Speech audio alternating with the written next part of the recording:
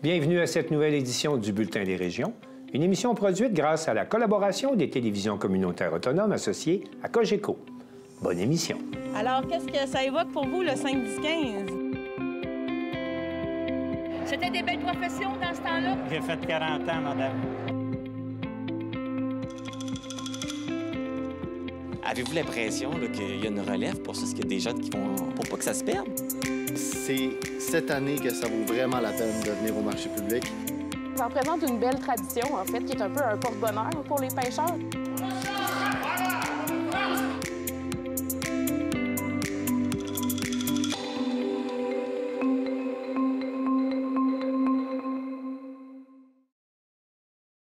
Au sommaire pour vous cette semaine. À Cap-Saint-Ignace, l'entreprise Paber Aluminium investit 4,3 millions de dollars pour améliorer sa productivité. Dans le Bas-Saint-Laurent, un anti-gala pour soutenir la relève agricole. À Victoriaville, le projet immobilier de 300 logements dans la sablière d'Arthabasca suscite l'inquiétude. À Pincourt, lancement des inscriptions pour la 21e édition du Relais pour la vie. À Trois-Pistoles, la cantine d'amour, une véritable institution ouverte depuis 75 ans, restera dans la famille d'amour. À Saint-Raymond, le cinéma Alouette propose un défi évasion. À Thetford, une cabane à sucre urbaine. Dans la baie des Chaleurs, c'est le tournoi des étoiles gaspésiennes. Et pour commencer cette émission, on va se rendre à Baie-Saint-Paul, où la ministre des Affaires municipales, André Laforêt, a annoncé le renouvellement du Fonds Région et Ruralité, doté d'une enveloppe de 277 millions de dollars par année, ce qui équivaut à 1,3 milliard de dollars sur 5 ans. Mathieu Larivière, de TVCO. Le gouvernement du Québec a récemment procédé à une annonce importante pour les municipalités de la province à Baie-Saint-Paul. La ministre des Affaires municipales, Mme André Laforêt, s'est déplacée dans la région pour annoncer le renouvellement du Fonds Région et Ruralité. C'est vraiment un bonheur pour moi que je vous confirme le Fonds Région Ruralité, 1,3 milliard pour tout le Québec, 277 millions sur 5 ans par année. L'argent investi permettra de soutenir des projets qui devront répondre à l'un des 5 volets du fonds. Le rayonnement régional, le développement territorial, la vitalisation des régions, ainsi que la coopération et la gouvernance municipale constituaient les 4 volets déjà existants. Un 5e volet a été ajouté à la nouvelle mouture. Le volet 5, commerce de proximité, c'est le nouveau volet. Alors, c'est le 5e et le dernier volet, commerce de proximité. Ça a été lancé en septembre dernier. Ce volet vise à assurer l'accès au commerce de proximité pour les citoyens des municipalités de moins de 20 000 habitants. On pense évidemment à une épicerie, un dépanneur, une station d'essence et les commerces de proximité, vous le savez très bien, sont indispensables pour la vitalité de nos petites communautés, de nos petites municipalités. La ministre Laforêt soutient que le fonds se veut un levier de pouvoir important pour les régions du Québec. C'est un fonds vraiment essentiel parce que ça fait vraiment lever plusieurs projets dans les petites municipalités, mais dans les moyennes municipalités aussi. Donc, c'est important que l'UMQ soit ici avec la FQM parce qu'on a lancé tellement de projets, des constructions. Là, maintenant, on va permettre toutes les constructions avec les MRC pour des projets en habitation, c'est pas rien. On le faisait à la pièce dans le passé, mais là, oui, il est dans un des volets, donc c'est important de le mentionner. La vitalisation du milieu de la communauté, là, il y a le volet aussi commerce de proximité pour les dépanneurs, les épiceries, les stations d'essence. Encore une fois, on vient d'accepter 90 projets au Québec pour des municipalités qui en avaient besoin. Il y a le rayonnement régional aussi, ça c'est un grand volet. Développement territorial, donc ce qu'on veut, évidemment, on est un gouvernement qui pense aux régions, on veut vraiment bien développer nos régions et c'est un des programmes les plus populaires. Madame Laforêt précise que l'un des volets du fonds, qui est bien apprécié dans les régions, a été bonifié. Avec un autre volet qui est coopération municipale. Donc, le regroupement de services, regroupement des municipalités, donc c'est très populaire aussi. La ministre des Affaires municipales considère que le travail réalisé par son ministère viendra réduire la bureaucratie imposée aux petites et moyennes communautés de la province. Ça fait suite au projet de loi 79 qu'on vient juste d'adopter. C'est le projet de loi sur l'octroi de contrats dans les municipalités. Alléger la paperasse, aider les entreprises. Donc, évidemment, on fait suite à ce projet de loi-là. Nous, on s'est dit que maintenant, dans tous les programmes, il fallait accélérer les processus, alléger aussi les programmes. Donc, ça fait suite au travail qu'on a fait aux affaires municipales. Quant au regroupement de services intermunicipaux, la ministre se dit sensible aux écorégionaux. Les municipalités qui veulent se fusionner, qui veulent se regrouper, les montants sont bonifiés à la hauteur de 50 %. Donc, c'est très populaire, même les services. Les services, par exemple, les régies intermunicipales, police, incendie, je sais ici qu'il y a des enjeux. Il faut voir à se regrouper parce que ce sont tous les citoyens qui vont récolter ces bonnes nouvelles-là. Les préfets des 2 MRC de Charlevoix réagissent favorablement à l'annonce de ce renouvellement du programme gouvernemental. Moi, je veux souligner peut-être le volet coopération, où on a quand même bonifié les montants disponibles, parce que pour la phase précédente, ça n'avait pas été suffisant, et je pense que c'est un besoin. L'annonce de ce programme-là, qui est renouvelé, c'est une très bonne nouvelle. Si je prends au niveau de la municipalité de Saint-Hilarion, au niveau de la coopération intermunicipale, on avait déjà fait affaire avec la municipalité de Notre-Dame-des-Monts. On partage des ressources présentement. On a partagé aussi des équipements qui ont été achetés par le passé. Donc là, le fonds était comme arrêté. Fait que pour nous, c'est une bonne nouvelle, ça continue pour les petites municipalités. Concernant le service incendie, bien, c'est sûr que ça amène aussi cette opportunité-là, parce que nécessairement, dans la formule qui va être éventuellement adoptée, dans l'entente qui va être signée par les municipalités qui embarqueront dans le projet, bien, ça fait partie de la coopération. Donc, les nouvelles ressources qui seront admissibles dans ce programme-là bien, vont être justement admissibles là, pour venir diminuer la facture pour les municipalités pour les 5 prochaines années. Le Fonds Région et Ruralité a une durée prévue de 5 ans. Les municipalités peuvent déjà soumettre des demandes de financement dans le cadre de certains appels à projets des différents volets du fonds.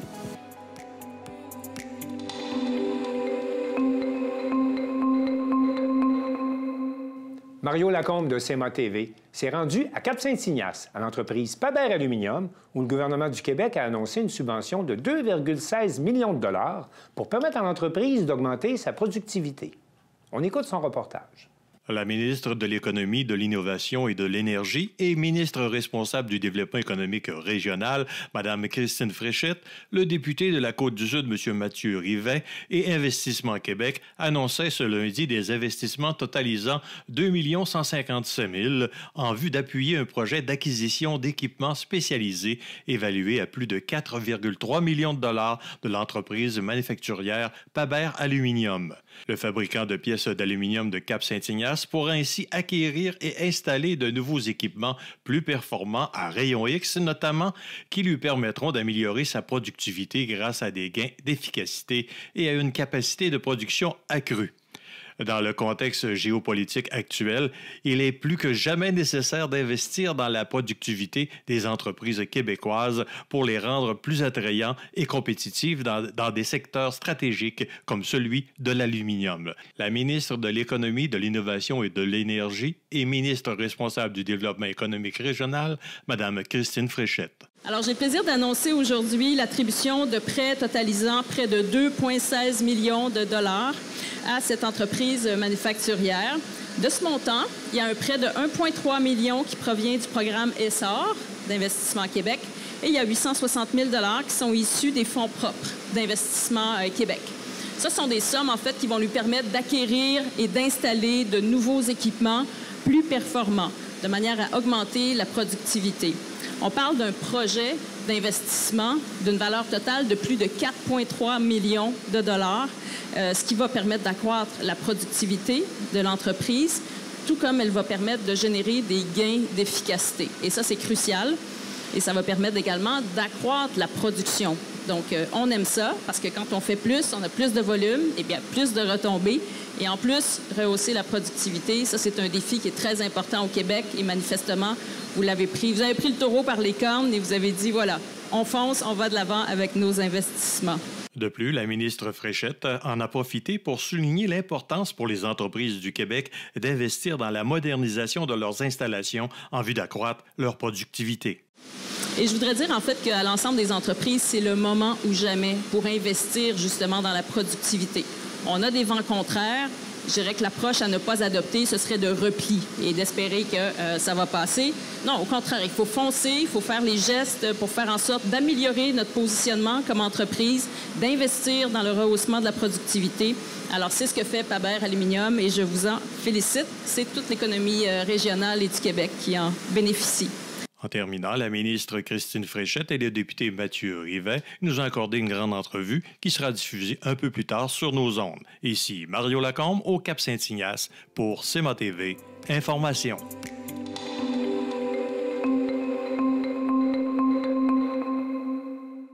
Carl Blanchette de la télévision de la Matapédia rencontre des représentants du groupe pour la relève agricole, le GRAV, qui organisait en mars dernier un anti-gala pour soutenir la relève agricole, et il profite de l'occasion pour discuter avec ces deux jeunes producteurs de la question de la gestion de l'offre dans un contexte de guerre commerciale. Le 22 mars dernier se tenait l'anti-gala du groupe de la relève agricole, le GRAV. Et Carl en discute avec des gens du comité pour savoir comment s'est déroulé leur gala. Le groupe de la relève agricole, pour vous me dire, c'est quoi un petit peu, de où ça vient? Le groupe de la relève agricole, ça vient d'une grande communauté de la vallée qui a créé ce groupe-là pour qu'on s'entraide, pour faire du social. C'est important de se rencontrer. Le groupe va avoir 50 ans en 2029. Le groupe de la vallée est même plus vieux que la Fédération de la relève au niveau provincial. C'est quand même un groupe très important pour la vallée. Ça nous permet de nous impliquer, faire nos premiers pas dans ce monde-là. Si un jour on aspire à s'impliquer ailleurs, bien, la relève, c'est quand même un bon départ pour acquérir de l'expérience. Puis chaque année, vous tenez un anti-gala. De où ça vient un peu l'idée de ça, l'anti-gala? C'est une idée qui vient d'anciens membres qui ont eu l'idée un peu de faire une soirée sociale pour inviter les gens à se réunir, puis aussi permettre de rendre hommage à différentes personnes qui, dans notre milieu, font une différence, montrent le savoir-faire aussi des agriculteurs un petit peu partout dans la vallée. Donc, c'est une belle soirée qui permet de leur rendre hommage et aussi de se voir puis de briser un peu l'isolement qu'on vit à l'occasion dans le monde agricole. Puis je pense que vous avez même des prix loufoques un petit peu, hein, si je ne me trompe pas, pour rire un petit peu pendant la soirée. Oui, on a quand même des prix, disons, moins sérieux, mais tout de même respectueux, même si ça s'appelle l'anti-gala. C'est souvent des prix plus légers. Par exemple, cette année, on avait le thème western, donc on a essayé d'y aller avec le terme, le cowboy de luxe, le shérif, shérif de la vallée, des prix comme ça, puis le monde apprécie bien ça. Puis dans le fond, je sais que comme vous signez les bons coups, est-ce que vous en avez en particulier que vous voulez nommer cette année? Oui, dans notre catégorie relève et démarrage, on avait 3 belles entreprises qui ont été nominées. On avait la ferme Orléans, Mme Karine Pouliot, une relève non apparentée, un transfert effectué en 2022. Mme Pouliot a même été nommée agricultrice de l'année au Gala des agricultrices du Bas-Saint-Laurent. Ensuite, on avait la ferme Paquet de Plumes à Sainte-Florence, propriété de Marc-Antoine Paquette, un transfert effectué en 2021, si je ne me trompe pas, puis un démarrage en fait. Puis c'est la ferme de poulet de chair la plus à l'est de la province. Et finalement, notre grand gagnant, la ferme Vue du Lac, propriété de Justin Michaud depuis 2024, une ferme laitière biologique non apparente. Puis à chaque année, vous offrez le prix Gérald Lavoie. Je pense que cette année, ça avait une signification particulière, une importance particulière. Oui, bien en fait, le prix hommage Gérald Lavoie, quand même toujours, c'est toujours quand même très apprécié puis très important pour nous. C'est un prix qui souligne les gens qui sont très présents auprès des autres producteurs, que ce soit leur écoute, leur empathie, des conseils, du soutien. C'est un prix qui souligne beaucoup l'aide pour la santé mentale. Cette année, c'était quand même très spécial et il y a eu beaucoup de candidatures de qualité, mais le comité a eu une candidature qui était très importante, puis il ne pouvait pas passer à côté. Cette personne qui a reçu le prix cette année, c'est une personne qui a laissé un doux souvenir dans sa communauté. C'est une personne qui était très impliquée, elle était impliquée auprès de la relève, auprès des caisses des jardins, du comité festif de Val-Briand. ces associations de race. C'est une personne qui était beaucoup d'écoute, de conseils. Puis ironiquement, même une semaine avant son départ, il était encore beaucoup présent pour les gens autour de lui. C'est pourquoi nos deux anciens gagnants, M. Nicolas Demers et Mme Audrey Hamel, sont montés sur scène lors de notre gala pour lui remettre le prix de façon posthume à M. Alex Turcotte-Lausier. Très bel hommage là, pour avoir été là. C'était vraiment beau à voir. Mais on va changer un petit peu de sujet. Avec les élections prochaines, puis les menaces tarifaires, puis la dégradation des relations avec nos voisins du Sud, je pense que les agriculteurs ils ont des craintes un petit peu, si je ne me trompe pas. C'est sûr qu'on a des craintes. Quand on regarde la situation actuelle avec le président américain qui passe son temps à vouloir la disparition de la gestion de l'offre, ça ne peut pas faire autrement que nous faire peur. La gestion de l'offre, c'est un système qui nous permet, en tant que producteur laitier, d'avoir un prix juste pour les produits qu'on vend. Si la gestion de l'offre disparaît, ce qui va nous arriver, c'est que les producteurs laitiers vont perdre environ 50 % de leurs revenus. En perdant cet argent-là, ils ne seront plus capables de payer leurs dépenses puis de faire vivre leur entreprise. Ça va avoir un impact sur l'ensemble de la communauté matapédienne parce que s'il n'y a plus de producteurs de lait dans la vallée, l'usine d'AgroPure Amqui n'aura plus de produits à transformer, donc elle va fermer. Les transporteurs de lait qui sont de transport de la vallée à cause obscale, les vendeurs de machinerie agricole, les meuneries comme la meunerie Bernard Landry, Service agricole de la vallée, Niolon, je pourrais vous nommer un paquet d'entreprises qui n'auront plus de clients à qui offrir des services, donc qui vont être obligés de fermer. Ça n'affecte pas seulement les producteurs agricoles qui se lèvent à chaque matin pour faire un produit, ça affecte tous les emplois connexes qui sont nécessaires au bon roulement de leur entreprise. L'agriculture dans la vallée de la Matapédia, c'est le 3e plus important employeur après le système de santé et l'éducation et l'exploitation forestière. Ça affecte tout le monde. Donc, quand on voit des menaces comme ça qui sont faites par le président américain, ça prend une volonté politique qui est forte pour leur demander de sauver la gestion de l'offre puis de s'assurer qu'il n'y ait aucune brèche, autant dans le présent que dans le futur, au niveau de ce système-là. Bien, merci beaucoup pour votre témoignage. Je pense que c'est important présentement de souligner les craintes des gens de notre région. Donc, on espère que ça va tourner de votre côté en votre faveur. Donc, merci beaucoup. Merci.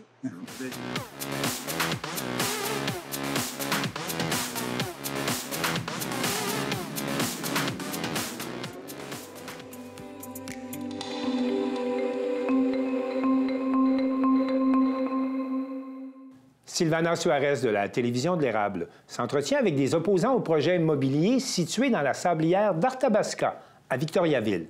Et pour commencer ce reportage, on vous présente un clip qui a été réalisé par les opposants au projet et qui invite la population à signer une pétition pour s'opposer au dit projet. Le site visé par le méga-projet de développement immobilier de plus de 330 logements est un écosystème unique, façonné au fil du temps par les mouvements de la rivière Nicolette. Il ne s'agit pas d'une simple carrière, mais d'un habitat précieux pour des espèces menacées, un lieu riche en biodiversité. Chaque année, un nombre important d'amateurs de plein air viennent y admirer la nature. À l'heure actuelle, on dénombre pas moins de 170 espèces différentes d'oiseaux sur le site d'observation du Parc des Frères du Sacré-Cœur, qui couvre également la superficie de la sablière d'Arthabasca. La sablière abrite également une panoplie d'autres espèces animales susceptibles d'être importunées par la construction et la présence du projet domiciliaire. Les marécages adjacents regorgent de vie et leur pérennité est compromise si un tel projet d'envergure s'y développe. En décembre 2023, l'Assemblée nationale du Québec a adopté la loi 39 qui donne le droit aux municipalités de protéger des milieux humides et hydriques, de protéger des milieux naturels qui ont une valeur écologique en rachetant à leurs propriétaires les zones concernées sans être inquiétés par d'éventuelles poursuites par les promoteurs. Citoyennes et citoyens, si vous vous sentez concernés par ce message, signez la pétition afin de manifester votre désaccord avec ce projet dénaturé. Parlons de la sablière. Qu'est-ce que c'est la sablière, justement? La sablière, c'est très ancien. Suzanne Côté le peint dans un fameux tableau qui s'appelle La Sablière. C'est comme, disons, au moment où les eaux étaient plus élevées, c'était le lit de la rivière Nicolette. Donc, il y avait du sable. C'est un dénivelé là, qui va jusqu'à la rivière Nicolette. C'est dans le vieux quartier d'Arthabasca, tout près de la maison du premier ministre Laurier, le premier premier ministre francophone du Canada, qui est aujourd'hui un musée. Donc, c'est un coin patrimonial pour l'ensemble du quartier. Et c'était aussi visité par les Abénakis, la nation Wabanaki, oui. Hein, qui pour eux, c'est un lieu où ils aimaient s'arrêter.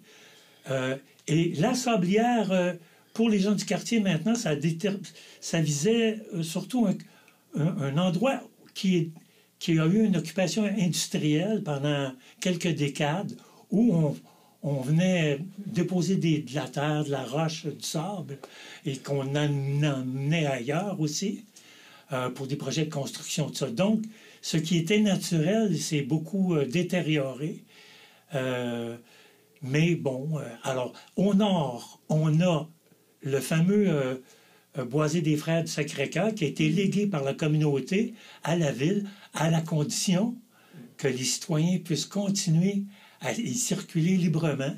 Alors, il y a une pinède de beaux sentiers, ça longe la rivière, il y a un verger qui produit encore beaucoup de pommes qui sont offerts à la population, qui est gérée par l'école d'agriculture du cégep de Vito. Ça, c'est au nord, tout près de Laurier. On est bordé aussi, elle est bordée par le boulevard Bois-Franc-Sud. Et au sud, on a, tout près du Bois-Franc, du boulevard Bois-Franc, on a le centre communautaire d'Arthabasca. Et on a aussi, du côté sud de la Sablière elle-même, qui est une petite étendue par rapport à l'ensemble de ce que nous, on veut faire, un parc nature qu'on recommande de faire, où des citoyens déjà circulent beaucoup. Donc, au sud, il y a le centre communautaire d'Arthabasca et une douzaine d'étangs, de marais, de lieux sauvages, habités par une faune incroyable. Il y a des castors, des familles de bernaches, des renards, des hermines, 166 sortes d'oiseaux. Il y a des clubs d'ornithologues qui viennent là. C'est un lieu visité aussi beaucoup par la population, et en particulier pendant la pandémie. Il y avait avant la pandémie des sentiers bien délimités. Puis après ça, ça s'est agrandi 2 mètres, 3 mètres des fois, la largeur des sentiers, parce qu'ils ont été très utilisés pendant la pandémie et sont toujours très fréquentés. C'est un lieu qui appartient à la population là-bas. Et voilà pourquoi elle s'est beaucoup opposée au projet de construction. Oui, justement, on peut parler de ce projet. Il y a une opposition à un projet de construction pour les gens qui ne connaissent pas le sujet. Mais, bon, qu'est-ce que vous savez sur ce projet? Grosso modo, de quoi il s'agit? En fait, il s'agit d'un projet de construction qui a été lancé par un groupe qui s'appelle BBG Incorporé. Un des associés de cela, c'est M. Binette, de Binette Construction. Et c'est un projet de développement d'un quartier résidentiel sur ce site que Gilles a bien décrit, auquel les gens sont attachés, qui est le site de la Sablière. Parce que la Sablière, c'est un terrain privé qui a été acheté justement par cette compagnie BBG.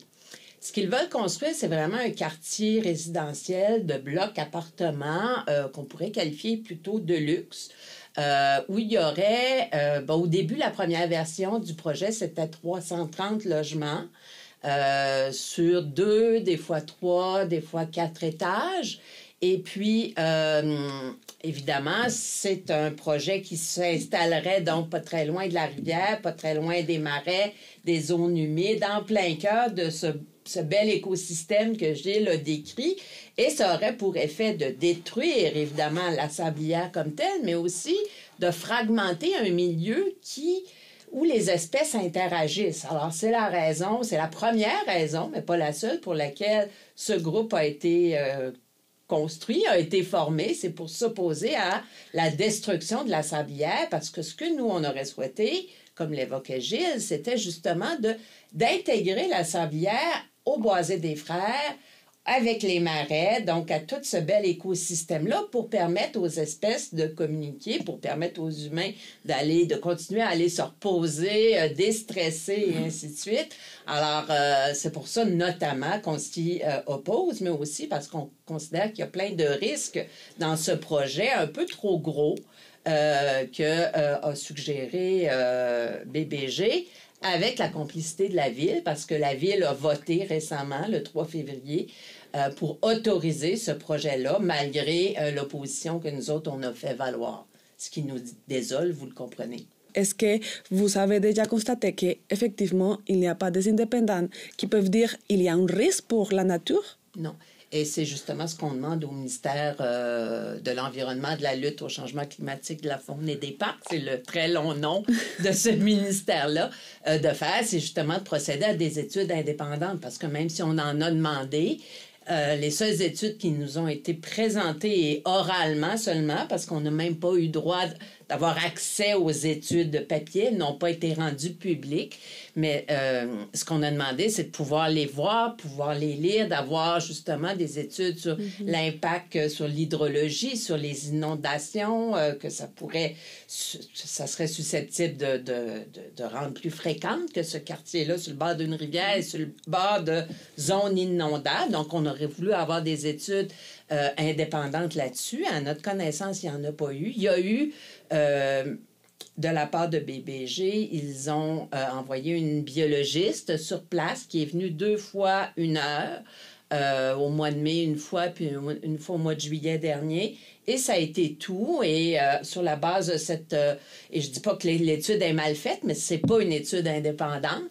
Alors, ça aurait été intéressant que la Ville finance une étude indépendante avant de décider d'appuyer ce projet-là pour qu'on puisse effectivement, en tout cas, avoir quelque chose d'un peu plus fiable comme point de vue que des études qui ont été payées par le promoteur et faites par des experts qui ont été choisis par le promoteur.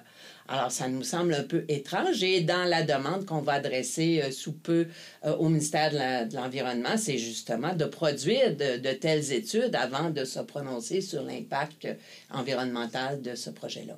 Et je dirais, pour terminer, qu'une des façons pour les citoyens et les citoyennes de nous appuyer ou d'appuyer tous les groupes citoyens militants, c'est de suivre les nouvelles, suivre les développements dans ce dossier-là comme dans d'autres, de suivre les médias locaux, la télévision communautaire, que ce soit celle de Plessisville ou celle de Victoriaville, pour rester au courant des enjeux et suivre les assemblées municipales aussi, où nous allons plus systématiquement assister, de temps en temps sûrement, mais on peut suivre les débats, les enjeux et poser des questions. En ce qui concerne Victoriaville, on peut poser des questions de chez soi, tant qu'on les envoie avant midi, le matin avant midi, la journée de l'Assemblée. Alors, c'est important de suivre les débats locaux et ça nous fait toujours plaisir de venir dans des télévisions communautaires ou des postes locaux parce que c'est là, c'est au niveau local. La municipalité, nos municipalités ont beaucoup à voir avec l'environnement. En fait, ils sont le premier lieu où se prennent ce genre de décisions-là, bien plus que le ministère de l'Environnement, qui finit par s'en mêler. Mais au départ, ces projets-là sont initiés souvent au niveau local. Et la politique municipale, donc, c'est quelque chose dans lequel il faut s'impliquer. Alors, voilà. Oui, les citoyens doivent s'en mêler parce que sinon, on ne sait pas ce qui peut arriver. On peut voir au sud qu'est-ce qui peut arriver là, en ce moment, puis un peu partout à travers le monde. Quand on laisse la place à du monde qui, eux autres, ont besoin de cet endroit-là, de ce lieu de pouvoir, pour pouvoir imposer des choses qui ne sont pas tellement favorables aux citoyennes, aux citoyens de toutes les villes, de tous les villages, de tous les États.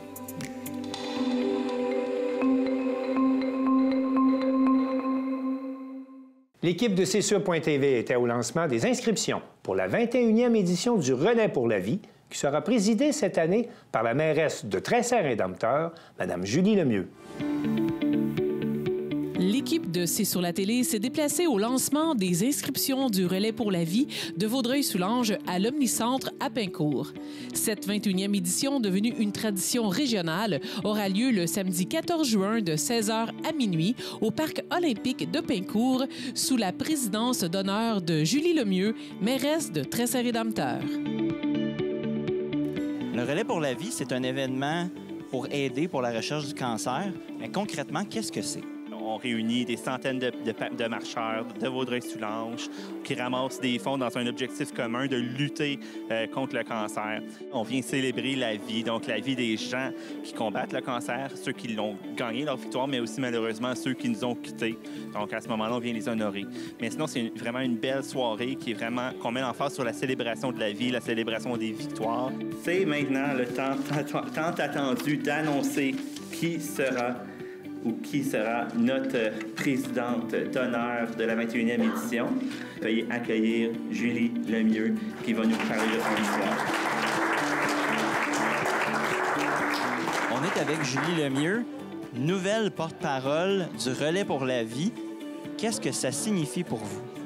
C'est quelque chose de très important pour moi parce que moi-même, j'ai eu un diagnostic de cancer, carcinome à cellules claires en 23.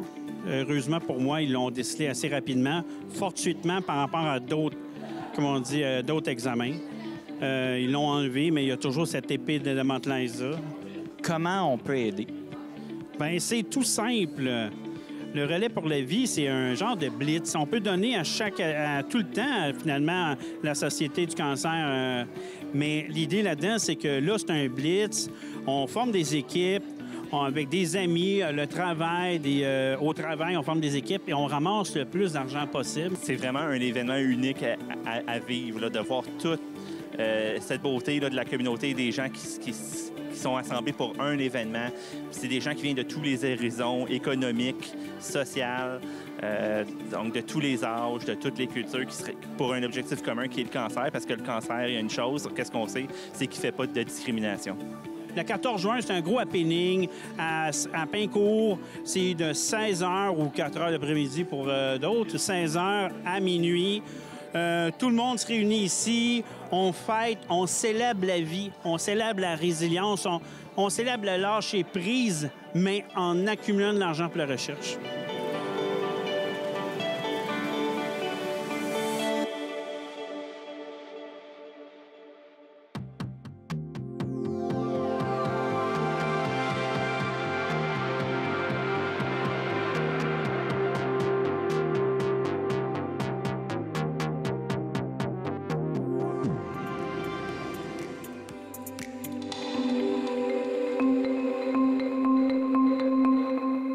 C'est maintenant confirmé. La Cantine d'Amour, qui est une véritable institution depuis 75 ans à Trois-Pistoles, restera dans la famille d'Amour. L'équipe de la télévision communautaire des Basques et des Hauts-Pays a rencontré cette famille d'entrepreneurs.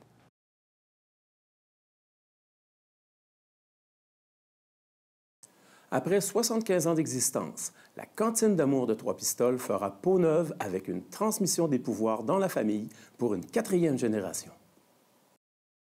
Bonjour, Justin Vachon, ici à la Cantine d'Amour à Trois-Pistoles en compagnie du propriétaire, M. Denis D'Amour. Bonjour, M. D'Amour, ça va bien? Oui, toujours.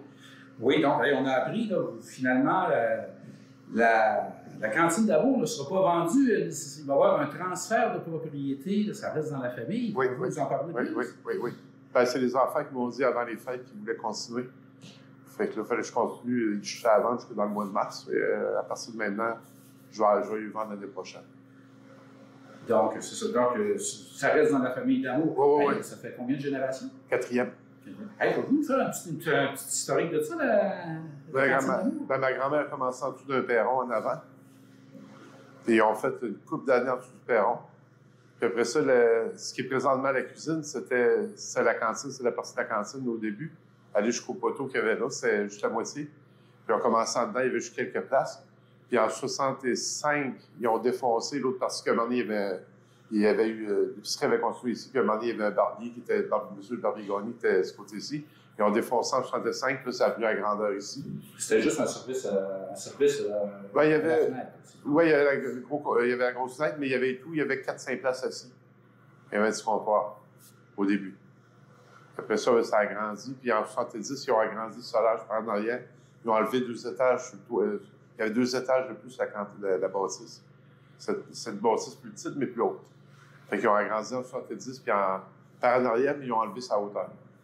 C'est votre grand-mère qui est partie ça? La cantine, oui. Grand-mère Corrède, ça cherchait quelque chose à faire, c'est quoi? Oui, ben, c'est parce que le grand-père était malade. Mon grand-père était malade. Je dis grand-père. Mon grand-père était malade. Puis, fait qu'elle a commencé ça. Il y avait quand même encore la boucherie. Mais c'est pour un sideline, puis ça a grossi tranquillement. Puis, ça a commencé, c'est juste des frites, des hot dogs. C'est éventuellement comme dans les années 77, après l'expo, les hamburgers ont arrivé avec ça. Ça a grossi. Donc, il y a plusieurs prix ici, la meilleure poutine du Québec, quelquefois? Oui, ça arrivé une couple de fois. Je me souviens pas à quelles années, mais il y a toujours des affaires. Mais il y a des bonnes places partout. Il s'agit de savoir où. Le secret d'une bonne poutine, c'est quoi? C'est du stock régional. Le stock régional. Le secret dans la sauce ou le secret dans tous les éléments? Oui, c'est ça. C'est les frites qui font fouetter tout en partant. Puis les patates, vous savez, de la région aussi. Puis c'est sur les bouchettes tous les jours. Il faut que ça soit frais. C'est la différence avec des patates congelées ou des patates frais d'avance. C'est là que la différence est. Vous, M. Denis Lamour, ça fait combien de temps que vous travaillez ici? Oui, 54 ans. 54 ans. Vous êtes rentré ici à Saint-Jean? 8 ans. 8 ans? Ouais. Ça fait que les vacances d'été, vous saviez où est-ce que vous les passiez? On n'a pas de vacances. On n'avait pas de vacances. Mais on peut dire, retour sur l'expérience, retour sur vos années à la cantine, l'impression que ça vous laisse. Ah, dans le temps, on commençait trop jeune à travailler, mais dans le temps, ça de même, on n'a pas le choix. Là. Qu'on veut pas. Mais il faut vivre avec. On est bien content d'avoir fait ça. C'est beaucoup de temps, là, mais je suis content de stacker un petit peu de passer aux enfants. C'est une institution à Trois-Pistoles. Oui. Il y a beaucoup de monde, des anciens enfants qui reviennent ici. Tout le monde en revient. J'ai cru voir les étudiants de l'école de langue, parfois ça fait 10-15 ans qu'ils sont venus, puis ils parlent encore de la patate d'amour. Ben, c'est ce qui nous a fait connaître beaucoup. Parce que dans le monde, il y a des places qui nous connaissent, comme en Australie ou n'importe où, c'est du monde qui sont venus ici à l'école de langue. Parce que c'est pas juste du monde des Canadiens anglais qui venaient ici. Là. Il y a du monde de d'autres pays. Il y a du monde de l'Ontario et tout, qui ont été travaillés dans d'autres pays aussi. Là. Fait que c'est ça qui nous a donné beaucoup de publicité. Donc, la cantine d'amour mondialement connue. Ah, bien, merci, M. Damour. En tout cas, on souhaite à vos fils un succès tout aussi là. Oui, pas de problème. On va continuer avec les autres un bout. Donner un coup de main pour Oui. Continuer à travailler, il faut bouger pareil. Absolument. Sinon, quand même, j'aurais 70, je vais continuer pareil, mais moins longtemps. Merci beaucoup, M. Merci. Bonne journée. Bonne journée. Bonjour, Justin Vachon ici, toujours à la Cantine d'Amour, en compagnie des deux futurs propriétaires, M. Vincent Damour et M. Joël Damour. Bonjour, messieurs. Bonjour. Bonjour, parlez-moi un peu, c'est qu'est-ce qui vous donnait la piqûre de continuer l'aventure familiale ici, là, à la Cantine d'Amour? Ben, disons que c'est une habitude, on continue. C'est une habitude. Les emplois d'été, j'imagine, c'était ici, puis les emplois de fin de semaine? Depuis très longtemps. Ouais. Jeune, c'est quoi que ça fait comme effet de dire mon père, c'est la patate d'amour? Des fois, des petites niaiseries à l'école, mais c'est juste pour le fun. C'est pour le fun. De toute façon, tout le monde vient manger sa patate ici. Il y a beaucoup d'influenceurs qui viennent. Comme la semaine passée, il y a un influenceur qui est venu avec 1 million d'abonnés. Puis, ça fait de la publicité. Il a bien aimé. Justement, Denis me disait tout à l'heure que votre père me disait que même en Australie, la Cantine d'Amour est connue en Australie grâce à l'école de langue, que des anciens étudiants de l'école de langue se sont ramassés en Australie et la Cantine d'Amour est connue en Australie. C'est quand même, vous ramassez quand même une institution. Et puis, vous, est-ce que ça a été un moment de réflexion ou dire on reprend ça? Moi, ça a été plus long un peu. J'ai fait certaines affaires, puis là, j'ai décidé de revenir me replacer. Joël, lui, il l'avait déjà plus en tête avant, depuis 2020. 2020. Il faut y penser comme il faut, c'est quand même beaucoup de travail. Oui. Donc, à deux, vous allez pouvoir avoir des vacances, j'imagine. Bon, c'est plus facile qu'on a pu vivre quand on était jeune, mais on va pouvoir séparer les vacances. Oui, les vacances, ça, c'est quoi qu'on voit sur le jour le jour. Les horaires changent tout le temps, on ne sait jamais qu'est-ce qui peut se passer. Mais vous, jeune, là, votre père pas souvent à la maison, c'est votre seconde maison ici, j'imagine? Exactement. Oui, c'est ça, même. Bon en cuisine, est-ce que vous avez la recette du cipaille? Ouais. Oh, oui. Mais oui, ça, c'est des affaires qu'on apprend sur le... Nous autres, on l'a appris en regardant, mais on sait qu'est-ce qu'il y a dedans. Parce que vous savez que c'est une réputation aussi, le cipaille de la Cantine d'Amour, c'est une bonne réputation. Hey, messieurs, Moi, je vous souhaite le plus grand des succès dans l'aventure, parce que je vais vous dire bien franchement, beaucoup de gens étaient inquiets lorsqu'il y a eu l'annonce que la cantine était à vendre. Ça a inquiété beaucoup de gens, on ne sait jamais. Hein. Et puis là, je pense que la population de Trois-Pistoles est bien contente là, que ce soit deux fils de la région qui aient repris ça et que ça demeure dans la famille. Fait que je vous souhaite pour une 4e génération, je vous souhaite le succès que les 3 autres ont eu. Puis, juste pour dire, quand mon père a acheté la cantine, il y a eu des nouveautés comme la soupe, le petit paille. Nous autres, c'était juste pour dire que peut-être l'année prochaine, il risque d'avoir des petites nouveautés. OK. Donc, les scoops, on viendra, vous nous appellerez, on ne pas le scoop. Et effectivement, s'il y a une diversification du menu, je suis sûr que la clientèle, ça va être pour le plus grand bien de la clientèle. Puis, messieurs, je vous souhaite, dans vos projets, je vous souhaite le meilleur qui peut arriver. La région en a besoin. Merci. Merci. Bonjour, Ghislain Vachon, toujours à la Cantine d'Amour ici à Trois-Pistoles, en compagnie cette fois de Mme Mélanie Bélanger, qui est copropriétaire, qui est conjointe de M. Denis Damour, et qui est la mère de nouveau propriétaire. Bonjour, Mme Bélanger, ça va bien? Ça va bien, merci. Oui, donc vous passez la main, parce que vous êtes copropriétaire ici également. Oui, je me considère plus gérante de ça, là. Puis je supporte... J'appuie, Denis, oui. Ça fait combien d'années que vous êtes dans l'aventure Cantine d'Amour, là, vous? Là? Je pense que je suis dans ma 27 ou 28e année. Ça doit être très prenant, hein? Ça doit être un passé bien, là, quand on dit mon chéri, c'est lui qui a la cantine, là, qui va rester... les vacances, ça va être très aléatoire dans l'année. Ça l'était, mais je me vois pas le laisser aller tout seul sans pouvoir l'appuyer. C'est pareil comme avec les enfants. Les enfants, je vais rester avec eux autres, puis je vais les appuyer du mieux que je peux. Hein. Fait qu'on s'oublie, puis on plonge dans tout ça, puis on y va une journée à la fois.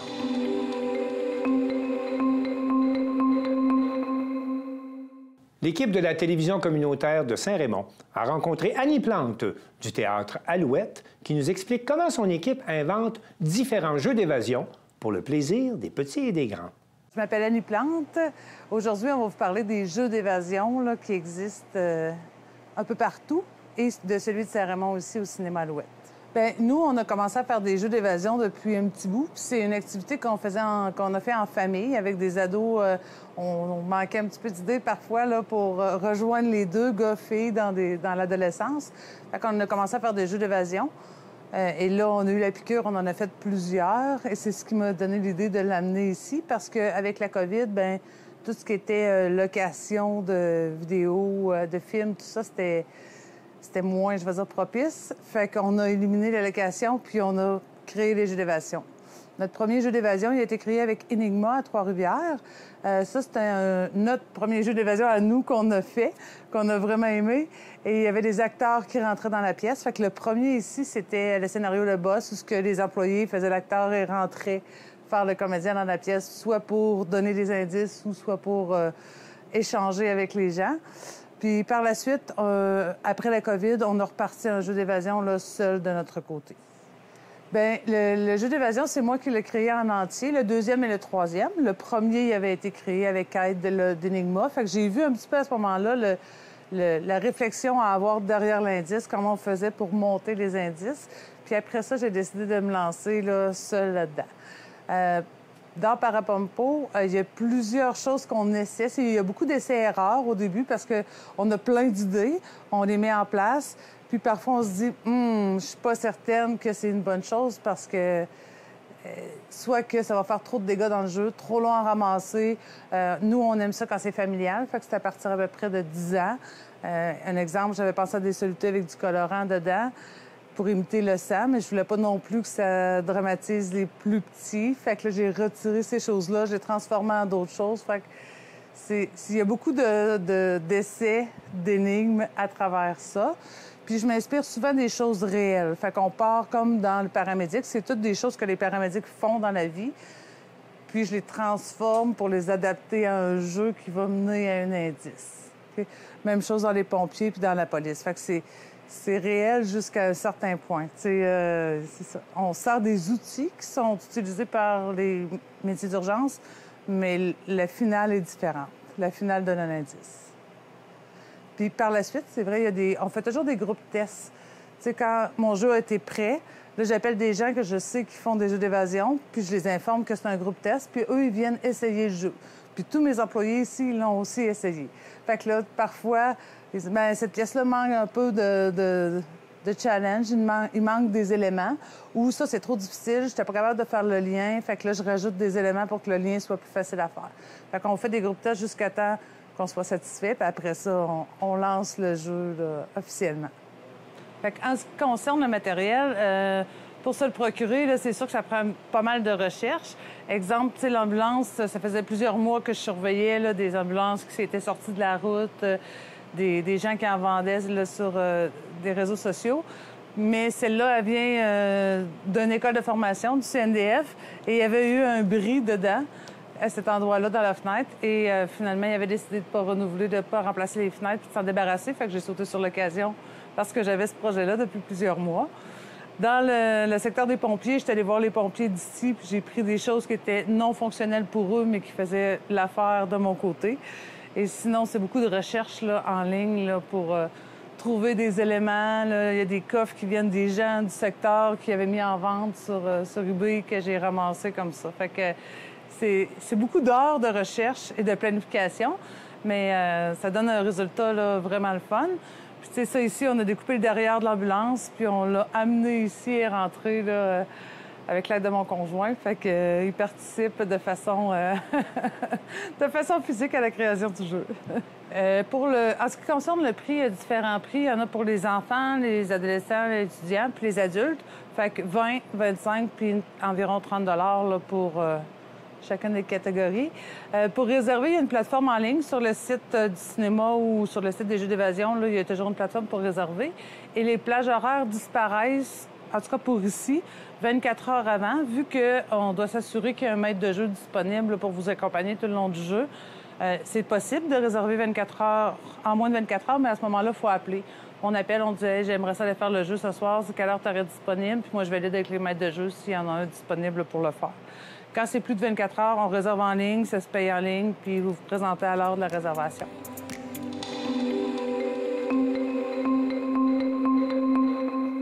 À Thetford, l'organisme Héritage Centre-Ville a organisé une cabane à sucre urbaine qui a connu un gros succès. Un reportage de Guy Jacques de la télévision régionale des Appalaches. Nous sommes aujourd'hui à la cabane à sucre urbaine qui se déroule sur la rue Notre-Dame-Ouest à Thetford et qui est organisée par Héritage Centre-Ville en collaboration avec Appalaches Nature. Bon, nous allons rencontrer Mme Logan Morissette, avec qui nous allons discuter de l'événement. Bonjour, Logan. Bonjour, Guy, ça va bien? Oui, ça va très bien, merci. Écoute, il y a beaucoup d'animation, ça bouge beaucoup, le monde est présent sur les lieux. Quelles sont vos premières réactions de votre côté? Bien, c'est sûr que ma première réaction, c'est que c'est tellement beau à voir. Les gens sont heureux, les gens s'amusent. Ma deuxième réaction aussi, c'est surtout de voir qu'il y a beaucoup de gens qui vont découvrir nos commerces locaux au centre-ville. Puis ça, c'est merveilleux. C'est vraiment... En fait, on fait des événements comme ça pour faire découvrir notre centre-ville, mais aussi pour voir les gens heureux à ce point-là. C'est magique. Quelles sont les principales activités offertes aujourd'hui sur place? On a une mini-ferme, on a les jeux gonflables, une calèche de chevaux, on a de la tire sur neige, on a aussi une animation musicale, puis comme je disais tantôt, plusieurs restaurateurs locaux qui sont sur place. Quel est le rôle d'Héritage Centre-Ville en lien avec cet événement? Bien, Héritage Centre-Ville, on est un organisme à but non lucratif qui sert à revitaliser et protéger notre centre-ville et aussi de faire la promotion de nos membres. Fait que ça rentre un petit peu les deux dans notre mission. En fait, on apporte des gens, fait qu'on apporte une certaine revitalisation puis une animation, puis on fait découvrir tous nos membres par le biais de ces événements-là qui sont tous dans les petites cabanes à faire déguster des choses. Oui, il y en a quand même beaucoup à ce niveau-là. Oui. Hey, écoute, quelle est l'importance, au fond, pour le centre-ville et toute la collectivité, finalement, de cet événement? Bien, je vous dirais que cet événement-là, c'est très rassembleur, fait que c'est très familial aussi, intergénérationnel. Puis aussi pour les nouveaux arrivants, on a beaucoup de nouveaux arrivants qui viennent découvrir notre centre-ville et notre culture par le biais de la cabane à sucre urbaine. C'est pas mal ça, ouais. Oui, je voyais quand même que la participation de la communauté, finalement, immigrante était quand même assez importante à ce niveau-là. Je pense que c'est agréable pour eux aussi. Ça leur fait découvrir aussi la culture québécoise, finalement.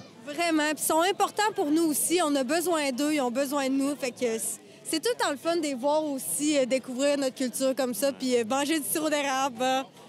Il y a combien de commerçants qui participent à l'événement? Sur place, en ce moment, j'en ai 6. Donc, j'ai la boulangerie La Réserve, Signature Lorenzo, Porte d'à côté, Microbrasserie des Halles, Café-Resto chez Momo, puis la Pantrée. On a aussi les élus municipaux qui viennent, comme à chaque année, offrir du popcorn aux citoyens. Combien de bénévoles assurent le succès de cet événement? Je vous dirais, il y en a une 50aine. Juste chez Appalaches Nature, ici, on en a une 30aine qui viennent assurer le bon déroulement. Quels sont les autres moyens mis en œuvre au fond par Héritage Centre-Ville tout au long de l'année pour finalement faire bouger les choses du côté du centre-ville? On travaille activement avec la Ville sur le programme du PPU, le projet, le plan particulier d'urbanisme. Sinon, on a aussi la balade de Noël, la cabane à sucre urbaine, exposition de voitures anciennes. On a la mascarade d'Halloween. Puis on travaille avec le Festival de la Relève en collaboration au niveau de la zone gourmande beaucoup. Est-ce que vous avez d'autres partenaires pour assurer le succès de cet événement? Oui, c'est sûr. On a Appalaches Nature qui est le partenaire présentateur de l'événement et la Ville de Thetford. OK, c'est les deux principaux, finalement. Est-ce que, d'après la popularité de l'événement, on sait que c'est pas la première année, mais je pense pas que ça va être la dernière non plus. Ça, c'est sûr que non. Là. Ça revient à chaque année, puis ça va revenir plus gros l'année prochaine. OK. Donc, le concept va rester de même. Il y a toujours des développements qui risquent de se faire. Toujours, toujours. OK. Parfait. Est-ce que vous avez quelque chose à rajouter par rapport à cet événement? Bien que c'est magique, puis c'est une journée qui est sucrement belle. Oui, effectivement. Bon, bien, je vous remercie beaucoup, Logan. Merci à toi. Fait que je vous souhaite un super bel événement. On va continuer finalement à explorer le tout. Merci.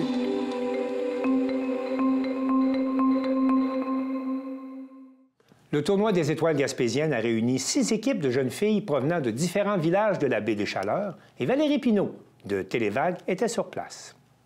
Est-ce que tu peux te présenter à l'événement de la journée? Oui, dans le fond, on est au tournoi des étoiles gaspésiens en ce 5 avril. On a 6 équipes présentes aujourd'hui de toute la baie des Chaleurs.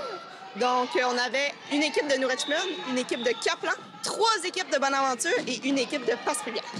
Dans le fond, je suis l'organisatrice du tournoi des étoiles gaspésiennes. Je fais ça dans le cadre du défi Ose entreprendre.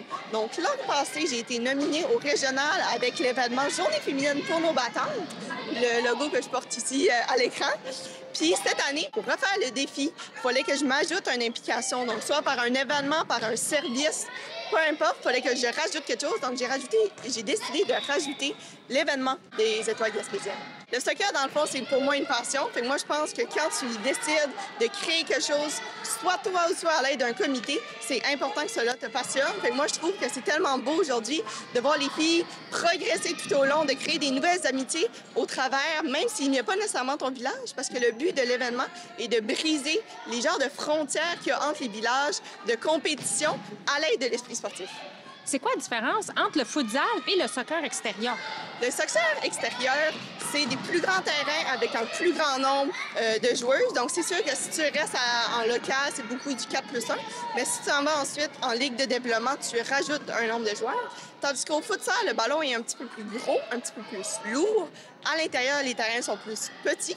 Donc, c'est vraiment un meilleur, je trouve, jeu de passe qui aide les filles. Tandis qu'à l'extérieur, les tirs, c'est moins du contrôle de balle. Puis je trouve que le travail d'équipe, l'ensemble, est beaucoup plus mieux au futsal. Le tournoi aujourd'hui, il y a environ combien de jeunes filles? Donc, on a 6 équipes d'autour de 9-10 joueuses. Donc, je dirais 60 filles, plus 8 coachs bénévoles qui se sont impliqués. Donc, c'est vraiment intéressant de voir que ce soit des parents, que ce soit des proches qui s'impliquent auprès de ces jeunes-là pour développer des saines habitudes de vie et un sport. Des filles de quel âge à quel âge? Donc, c'est des 2014, 2015, 2016. Donc, on est vers le milieu du primaire. Ils ont environ 8 et 9 ans pour la plupart. Puis je trouve que c'est bien aussi de mélanger des années, pas que ça soit une année. Fait que ça crée aussi pour les filles débutantes qui affrontent des meilleures, des plus fortes, qui s'améliorent au cours de la journée. C'est qui tes arbitres?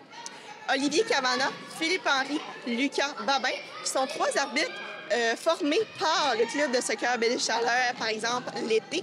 Fait que je me suis appuyée sur leur formation pour leur rajouter la formation futsal que j'ai donnée parce que les règlements de futsal ne sont pas les mêmes que les soccer extérieurs.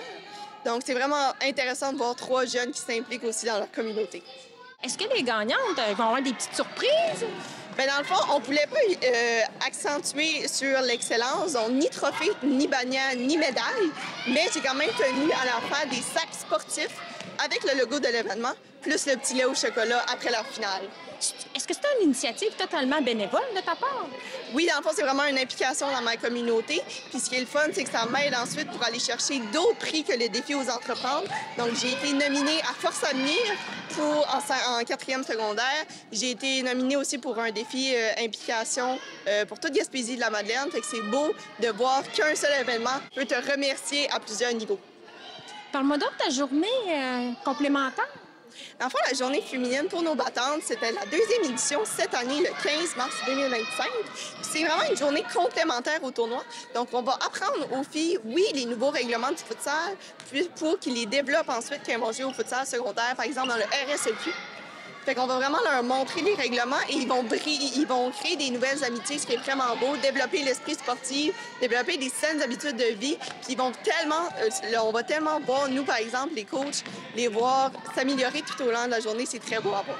Qu'est-ce que tu dirais à des jeunes qui voudraient organiser un événement spécial? Bien, honnêtement, choisis de quoi que tu te passionnes là-dedans. Puis c'est tellement mieux à l'adolescence. C'est quand t'es parent, oui, tu peux faire nécessairement de quoi pour tes enfants. Mais je trouve qu'à l'adolescence, c'est un bel âge, ça fait des belles apprentissements. Là, par exemple, j'ai jamais fait d'entrevue, puis c'est ma première. Mais peu importe qu'est-ce que tu fais, tu vas tellement te développer des nouvelles acquis qui vont te servir tout au long de ma vie.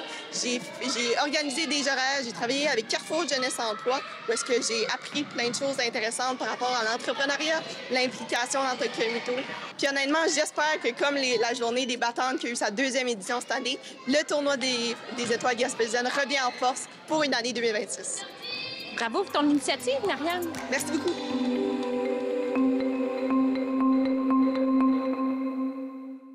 C'est tout pour le Bulletin des régions cette semaine. J'espère que ça vous a plu. Je remercie toutes les stations de télévision participantes et je vous dis à bientôt.